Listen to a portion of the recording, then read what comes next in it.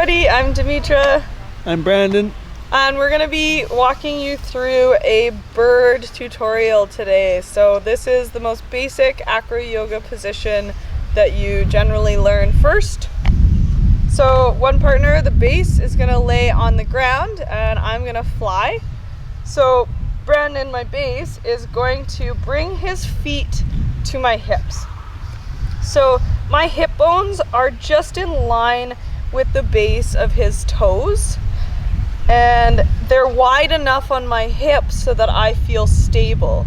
A nice way to tell if you have a good platform here is to just do a couple squats and have the flyer, the person on top, just standing on the ground and checking and making sure they feel stable here. So Brandon, you can go ahead and do some squats.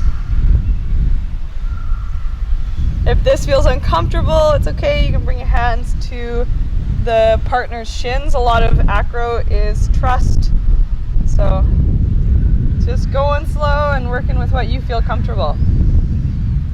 So this time, as he bends down, we're gonna grab hands. I'm not gonna lean forward and try and grab his hands. I'm keeping a nice plank position with my body, letting him bring me towards his hands. And then this time he's gonna press straight up towards the sky and keep nice strong arms. So you can press up. Beautiful.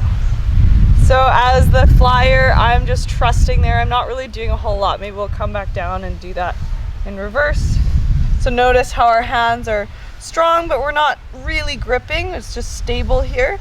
And then again, he presses up towards the sky. I let my legs lift off. And then once you're here, the base can press in with their toes into your belly and maybe go down and up, and they can see how that, just with your toes. So if he presses his feet up, my chest lifts.